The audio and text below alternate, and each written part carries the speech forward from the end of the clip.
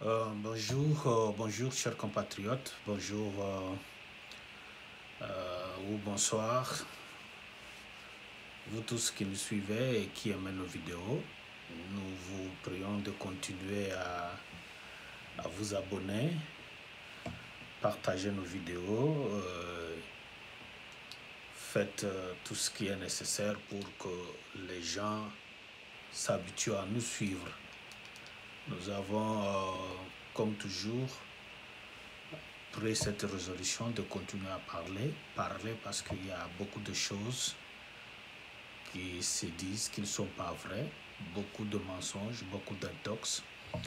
Pour ceux qui nous suivent, ils savent que nous sommes là pour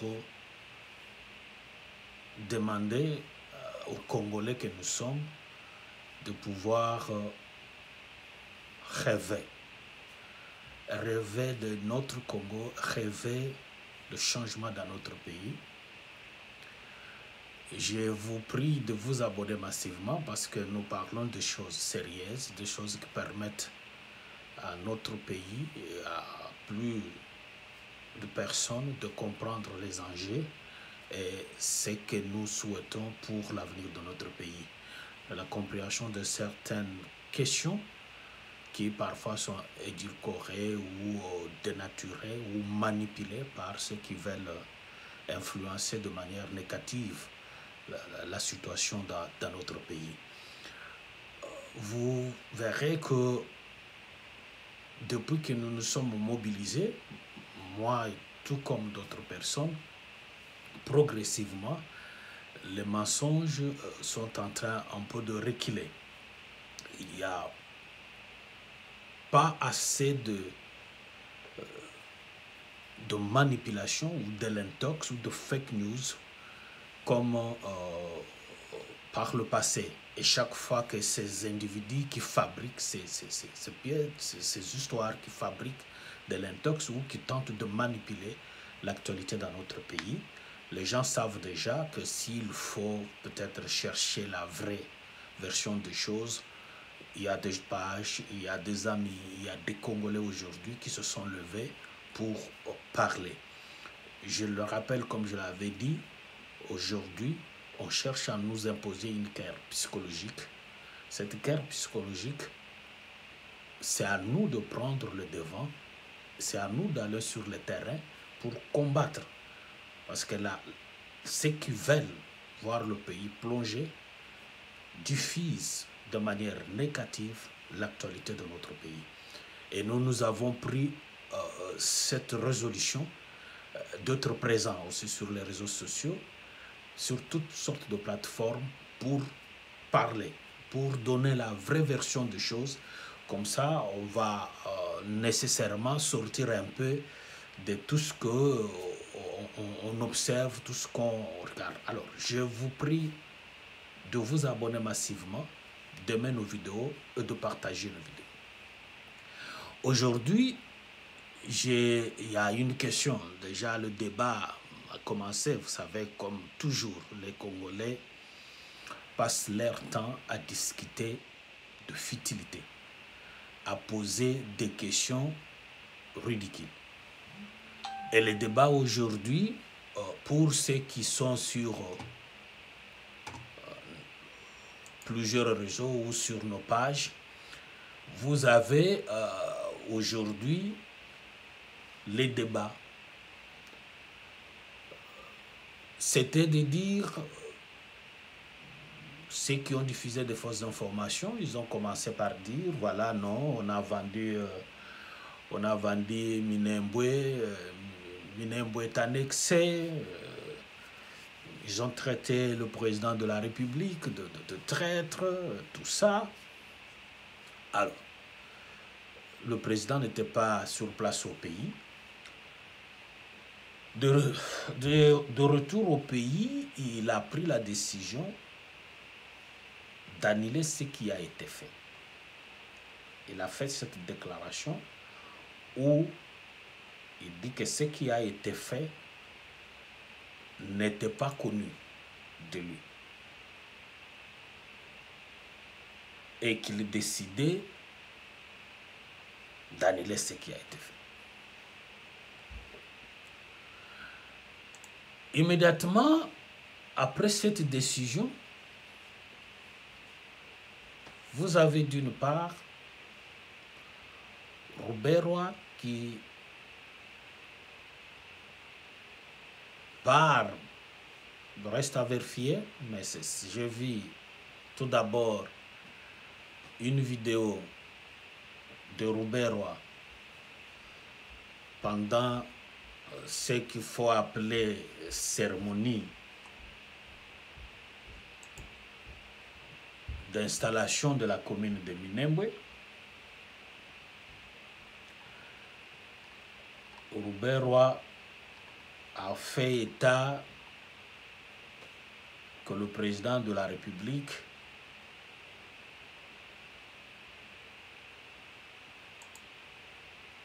lui aurait envoyé et que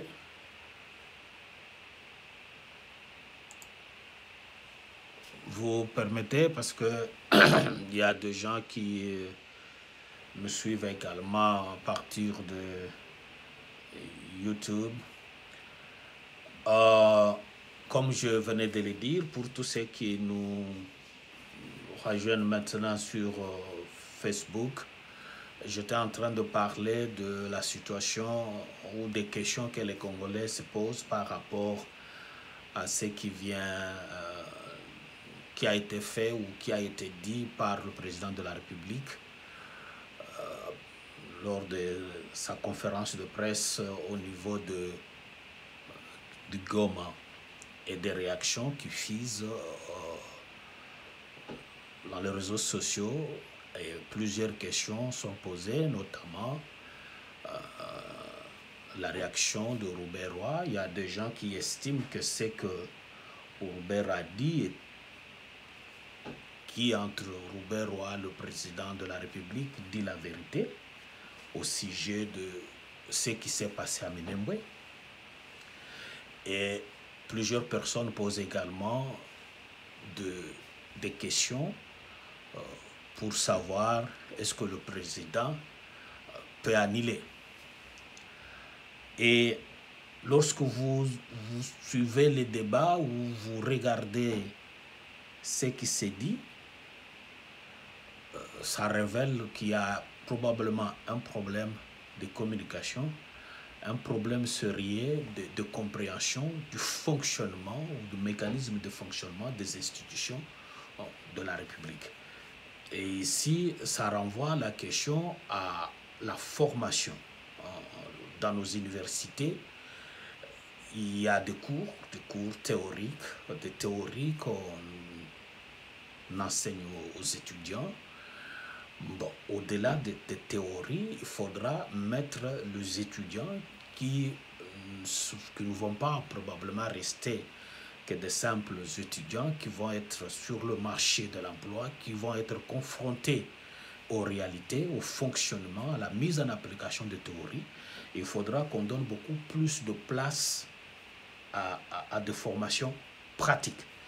C'est-à-dire, il ne faut pas seulement enseigner aux étudiants de théorie, de trucs, mais il faudra également que les étudiants soient confrontés à la réalité, qu'ils soient au contact de l'application des théories ou de règles qui sont enseignées. Parce que il y a une question, j'en ai discuté d'ailleurs pour ceux qui sont sur cette page Facebook, qui savent que nous avions amorcé ce débat. Les gens posent la question, est-ce que le président de la République a le droit d'annuler? Est-ce que, je reviens, bon, est-ce que cette déclaration constitue en elle-même une preuve d'annulation? Est-ce que c'est faisable? Nous allons revenir sur cette question. Mais revenons tout d'abord sur cette polémique qu'on crée en disant non, bon, vous savez, il y a rétropédalage de la part du président de la République, au motif qu'il avait autorisé et qu'après il a reculé parce que la pression, la réaction des Congolais ont fait qu'il s'est rendu compte qu'il était en erreur. Je crois que c'est du fantasme intellectuel dans la mesure où vous avez plusieurs personnes qui ont vécu les faits. Plusieurs personnes qui se sont trouvées à Minembwe, qui ont été sous le projecteur des caméras et des séquences qui ont été diffusées probablement par ceux qui avaient organisé ce qu'il faut considérer déjà comme une supercherie à Minembwe. Roubaix-Roy, vous devez savoir, parce qu'il y a également les gens qui mettent en cause en mer, qui mettent ainsi de suite, un diplomate, comment il s'est retrouvé là-bas, pourquoi. Il faut savoir qu'il y a deux faits qu'il faut dissocier ou séparer. Vous avez d'une part une caravane de la paix qui a été initiée par les autorités et c'est parti de l'Assemblée nationale. La commission défense et sécurité de l'Assemblée nationale, avec le gouvernement, ils ont décidé d'entreprendre un certain nombre d'actions, d'informations, d'encouragement, d'aller vers les populations de l'Est de notre pays pour discuter, parler, question de la paix, demander aux populations de se mettre autour d'une table, de discuter, de trouver des solutions et demander à tous ceux qui participent aux différentes structures négatives ou de mouvements rebelles ou de forces négatives de revenir à la raison, de travailler pour le développement du pays et se mettre d'accord pour créer la paix. Cette caravane a pour cette mission-là d'aller à l'Est et plusieurs étapes ont été exercées ou démarrer vers Beni, Bunia, ainsi de suite, jusqu'au Minembwe qui n'était qu'un des étapes de cette caravane. Et Roubaix-Roy n'était pas membre de cette caravane de la paix. Plusieurs personnes qui sont membres de cette mission de paix ont pris la parole pour présenter les choses, notamment non seulement l'ambassadeur des États-Unis d'Amérique qui s'est retrouvé là-bas, vous avez plusieurs députés honoraires et même des députés de la province concernés par cette caravane qui ont pris la parole. Voilà que les autres sont dans une mission de paix qui n'a pas démarré à Minembwe parce que les gens ont vu seulement les images. C'est là où nous sommes en train d'insister sur l'importance de communiquer. Et effectivement, pour ceux qui suivent RTNC ou d'autres médias sérieux, il y a eu également des images des autres étapes. Je rappelle ici, les gens ont vu Daniel Safo pour le citer que lui, parce que ceux qui font trop de bruit, ce sont les gens de l'opposition. Bon, ils verront que dans cette délégation qui était dans la caravane de la paix, vous avez des députés dites de l'opposition, dont Daniel Safo. Et plusieurs images ont circulé où on le voyait sur le char, il a pu faire certaines déclarations, ainsi de suite. Ça montre que ça n'avait rien à voir avec ce qui s'est passé à Minembwe. Et toutes ces images de Bunia dans d'autres étapes, vous ne verrez pas Roubaix-Roy dans cette caravane. Donc, les autres, ils arrivent à l'aéroport pour cette fois-ci l'étape de Minembwe. C'est là qu'ils vont croiser Roubaix-Roy à l'aéroport. Et ils sont partis. Plusieurs personnes. Ça a été le cas de l'ambassadeur des USA dans notre pays. Ça a été également le cas de plusieurs notables qui étaient dans cette caravane, de voir que leur mission, qui était une mission de la paix, ont constaté cet agenda du ministre. Il faut le dire, il est ministre du gouvernement, il s'occupe de la décentralisation, c'est-à-dire des entités administratives décentralisées, tout ça, leur fonctionnement, comment les choses se passent, c'est dans ses attributions. Et lorsqu'il décide de faire ce qu'il a fait, ce n'est pas le ministre de la Défense, ce n'est pas les députés ou tout ce monde qui était là qui pouvait remettre en cause l'autorité ou le pouvoir qui sont les siens pour faire ce qu'il a fait à Minembwe. Ce qui a été fait a été fait. Il a installé le bourgmestre. Je rappelle que ce n'est pas Rouberois qui a nommé le bourgmestre. Les bourgmestres ont été nommés depuis 2018 et lui a procédé à l'installation.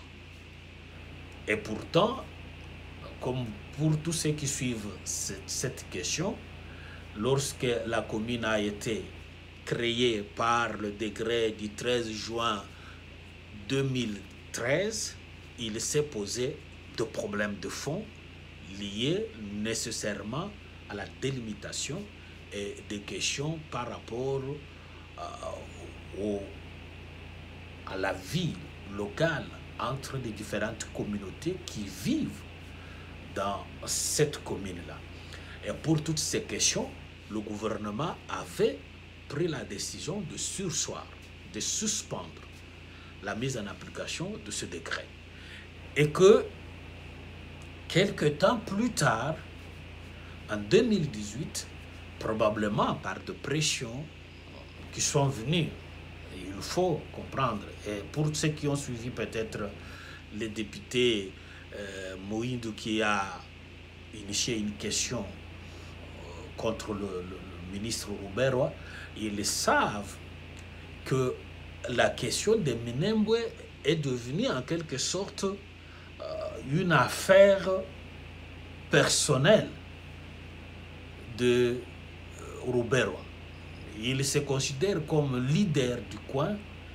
Il porte cette question, c'est devenu une affaire personnelle, donc une question de politique pour lui. Et pour ceux qui suivent très bien l'actualité de notre pays, cette partie de notre pays, lorsque le RCD Goma avait occupé toute cette partie de l'Est de la République pendant la rébellion, ils avaient élevé Minembwe en territoire.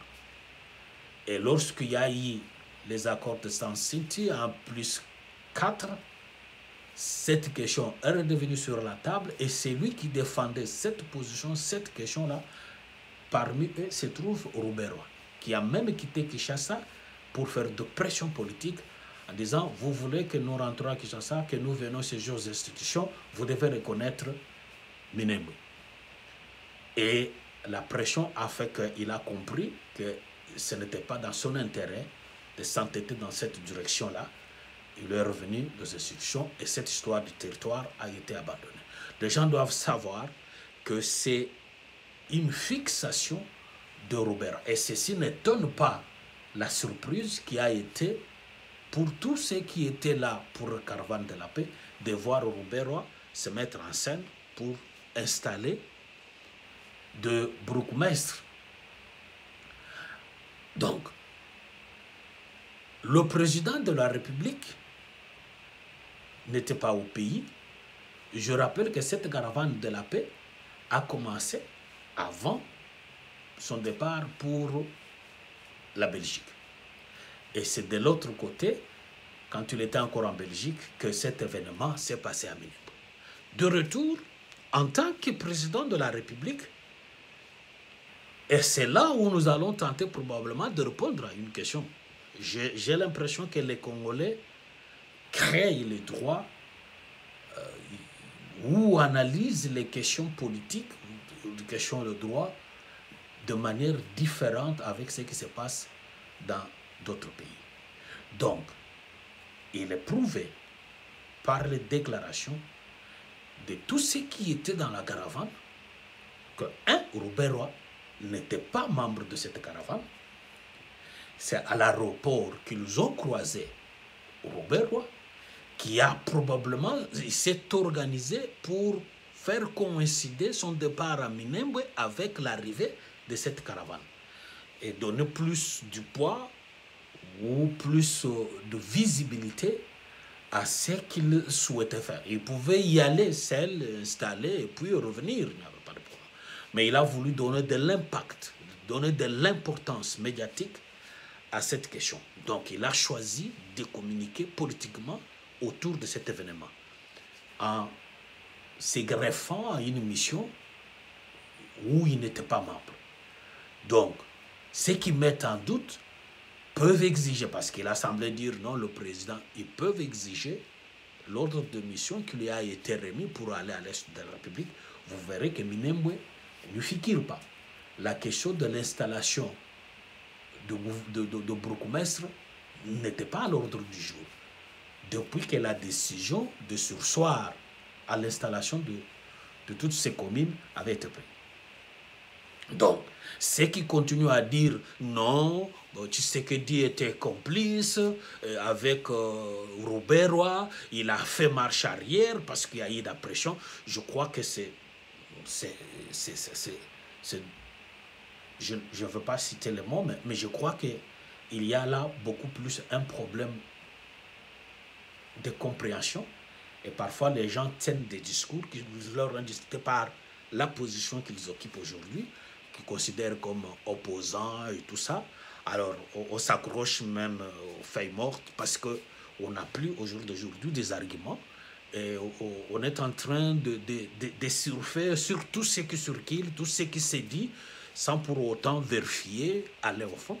Personne ne peut aujourd'hui venir apporter une preuve d'une autorisation, d'un ordre de mission que le président aurait signé pour donner le pouvoir à Robert Roy d'aller installer le bourgmestre, ni un acte de nomination du président de la République. Je rappelle pour ceux qui savent, qui suivent la question, que c'est le président de la République qui nomme le bourgmestre.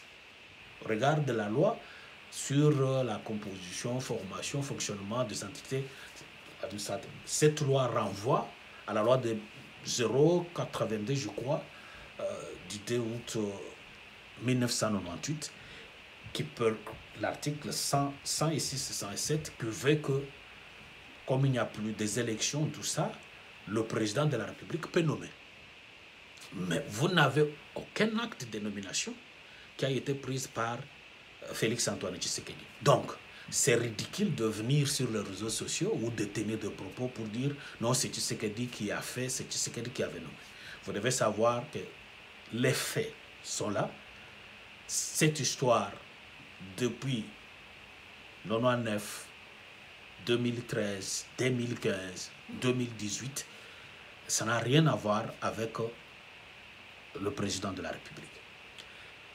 Maintenant, revenant, en rentrant au pays, il trouve cette question et les réactions des Congolais. Le président de la République décide d'annuler ce qui a été fait. Alors, un autre débat surgit, et c'est ce débat sur qui? Est-ce que le président de la République peut annuler? Non, la déclaration qu'il a faite ne peut pas être considérée comme telle. Je rappelle que cette question a de double signification. L'installation ou la nomination d'un bourgmestre, comme je viens de le dire, est de la compétence du président de la République. Et le président de la République n'a pas nommé un bourgmestre à Minembwe. Ce qui a été fait, ça a été fait avant que le président de la République n'arrive aux affaires, où un bourgmestre ici de la communauté Banyamulenge a été nommé, et un vice-bourgmestre ici de la communauté Babembe a été nommé. Le président décide d'annuler. Il fait une déclaration. Il faut savoir que les hommes politiques, les autorités politiques, les hautes autorités politiques, et c'est partout dans le monde, décident et ils communiquent. Et souvent, la plupart des décisions qu'ils prennent, ils le font par une déclaration, une communication politique, une communication publique. Vous pouvez voir, je prends le cas de la France, nous sommes plus par rapport à la culture, ainsi de suite, ou en Belgique, je prends le cas de la France. La plupart des décisions sont faites par communication politique. Macron vient, il parle, il décide, nous avons décidé de faire ça, ça, ça, ça, ça, ça. Tout juriste sérieux, quelqu'un qui a été bien formé, ne peut pas voir dans les décisions prises par le président de la République une faute du fait qu'il l'ait fait par cette communication politique ou par une déclaration faite. Il y a d'une part la décision et il y a d'autre part les actes qui doivent être pris pour mettre telle décision en application ou en exécution. Ça, c'est des choses qu'on ne peut pas apprendre à un juriste. C'est des choses qu'on ne peut pas apprendre à tous ceux qui ont été bien formés, que ce soit en droit administratif, ainsi de suite. Vous devez savoir que les décisions sont prises parfois. L'autorité vient, il déclare. Après avoir déclaré ou pris telle décision, il y a maintenant des actes qui vont être pris pour que cette décision-là soit coulée dans des formes prescrites par la loi. Donc, pour ceux qui ont voulu entretenir ce flou, pour dire non, c'est faux, d'abord, le président de la République n'a pas le droit d'annuler. Je vous dis qu'il a le droit d'annuler. Il faut bien lire le loi de la République et lire très bien ce que les dispositions constitutionnelles édictent.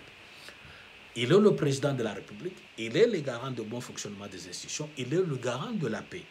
Cette situation de Minembwe constitue un acte de trouble, parce que vous avez des individus qui se battent. Vous-même, vous avez remarqué ce que ça a généré comme réaction, aussi bien au pays qu'à l'extérieur de notre pays. Un homme responsable, un politicien responsable ne peut pas croiser le bras, dire non, bon, ok, nous allons attendre que l'acte contraire soit pris et puis nous viendrons. Non, on prend la décision est prise. Maintenant, il faut couler cette décision sous forme d'un acte réglementaire prévu par la loi. C'est comme ça que chaque fois, que ce soit le Premier ministre, que ce soit le ministre, que ce soit le président de la République, les gens peuvent se retrouver devant une situation, ils communiquent, ils prennent une position, je ne veux pas ça, ça, ça, ça. Il revient à ceux qui ont entendu ce que le chef a dit de l'exécuter. Et au niveau de l'exécution, on ne va pas exécuter la parole qui est sortie. Ça, c'est une décision, c'est la volonté qui a été exprimée par les chefs. Mais ceux qui doivent exécuter vont prendre des décisions qui vont aller dans le sens de ce qui a été dit et ce qui a été recommandé. Vous pouvez le voir. Quand le Conseil des ministres s'est réuni et tout ça, ils prennent des décisions. Les décisions prises par le Conseil des ministres doivent être exécutées. Mais pour exécuter ces instructions du Conseil des ministres, chaque ministre, chaque département concerné va prendre des actes qui vont aller dans le sens de ce qui a été décidé. Ce n'est pas l'acte, la formalisation qui va créer un nouveau droit ou une autre décision, mais c'est la décision qui a été prise qui va être coulée sous forme d'un acte qui va être signifié au tiers ou porté à l'intention de tous ceux qui vont devoir exécuter la décision. Donc, il est en droit de prendre cette décision. Et il a pris cette décision. Le reste, c'est l'administration. C'est pourquoi on parle de l'administration. Et dans l'administration, il y a maintenant les règles qui vont être appliquées. Et ces règles-là, c'est pour le fonctionnement de l'administration. Mais les décisions, n'oubliez pas que l'administration, c'est un outil au service du politique. C'est un outil au service du politique. Et tout ce qui est fait, tout ce qui est décidé, est coulé sous forme de loi, est coulé sous forme de décisions, ainsi de suite. Mais au départ, c'est la volonté politique, ce sont des décisions politiques qui plus tard deviennent des arrêtés, deviennent des décrets, deviennent des ordonnances. Alors, il ne faut pas faire ces débats-là. Poser ce genre de questions montre qu'il y a ce problème de formation qu'il faut revoir dans notre pays. Je crois qu'en 2001 ou 2001-2002, il y a eu des conférences, des discussions sur la formation, la manière de former. Parce que nous avions jusqu'à aujourd'hui ce type de formation qui date des années 60 jusqu'au jour d'aujourd'hui. On enseigne les mêmes histoires, on utilise les mêmes méthodes.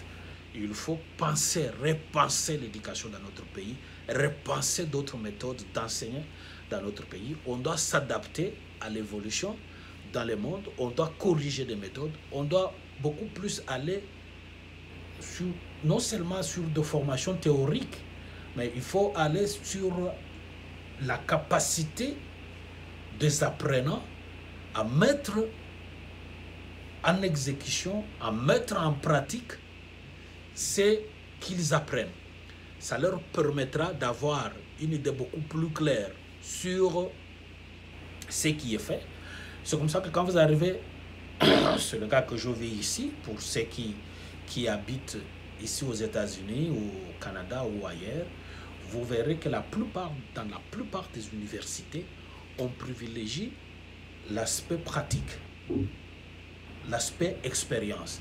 C'est comme ça que vous verrez dans certaines universités, en dehors des cours théoriques ou des cours d'une manière générale, on fait appel à des gens qui n'ont pas peut-être un diplôme de doctorat ou agrégé en enseignement ou quoi, mais des gens qui ont réussi dans un domaine précis, qui ont de l'expérience, qui ont gagné en notoriété, en expérience par rapport à telle ou telle autre question, qui viennent parler. Ils transmettent leur expérience aux étudiants. Donc, on parle des choses concrètes. On ne reste pas que sur des théories qui ont été inventées peut-être il y a 1000 ans ou plus de 100 ans aujourd'hui. Donc, retenez que la décision du président de la République, elle est valable. Elle va devoir être formalisée dans des actes par des autorités administratives compétentes. Si la loi dit que c'est lui, au regard de la loi, si c'est lui, une ordonnance va sortir. Si c'est le Premier ministre qui est compétent pour prendre sur le plan administratif un acte, c'est-à-dire un décret, va être pris pour formaliser la décision qui a été prise par les chefs de l'État. Donc, lorsqu'on formalise cette décision-là, c'est pour répondre à la volonté exprimée par l'autorité. Donc, il ne fallait pas que lui croise les bras et qu'il... Parce que c'est ce que les gens disent, non, ce n'est pas lui, ce n'est pas à lui, ce n'est pas à lui. Donc, lui devait rester là, croiser les bras.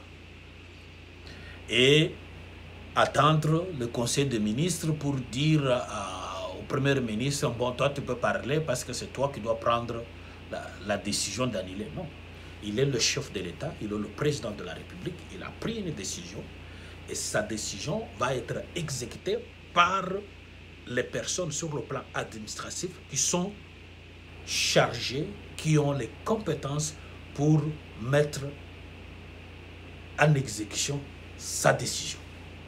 Donc, que les choses soient claires. Et ceux qui continuent à spéculer sur ça doivent savoir que c'est comme ça dans la pratique, c'est comme ça que ça se fait. Et c'est comme ça dans tous les pays du monde entier. C'est comme ça que ça se fait.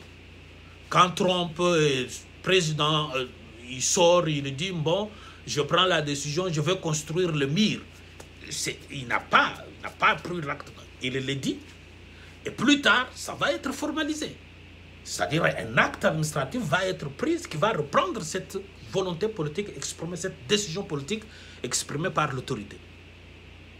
Et c'est ce que nous voyons partout, même dans les entreprises, partout. Les chefs viennent, ils annoncent des décisions, il y a ça.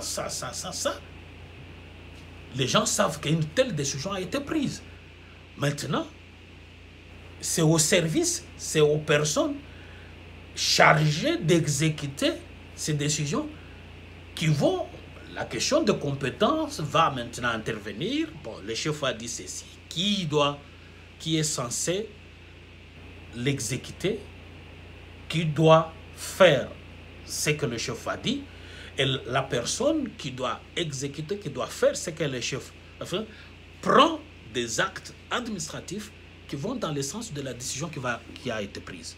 Donc, je voulais couper court à ces débats d'école, ces débats qu'on a voulu mettre sur la place publique, qui montrent tout simplement cette difficulté que nous avons avec le type de formation que nous donnons à nos universités. Il est important qu'il ne suffit pas seulement sur le droit administratif parler de compétences, ainsi de suite, mais il faut également démontrer comment, dans la pratique, ces compétences s'exécutent par rapport à telle ou telle autre question. Merci à vous tous qui nous suivez. Merci, chers compatriotes. J'avais promis que je ne serais pas très long. Nous allons revenir. Pour ceux qui nous suivent, le débat continue. Je demande à tous ceux qui nous suivent sur Facebook de vous abonner massivement à notre chaîne Jean-Robert Kadima Moukadi officiel, parce que parfois nous parlons, nous publions de vidéos qui ne sont pas nécessairement rendues également possibles sur Facebook. Si vous voulez nous suivre, continuer le débat, les échanges avec nous, vous pouvez vous abonner également sur notre chaîne YouTube, partagez nos vidéos, aimez les vidéos, encouragez-nous, soyez avec nous. Nous vous disons merci et bon week-end à tout un chacun. Que Dieu vous protège. Merci beaucoup.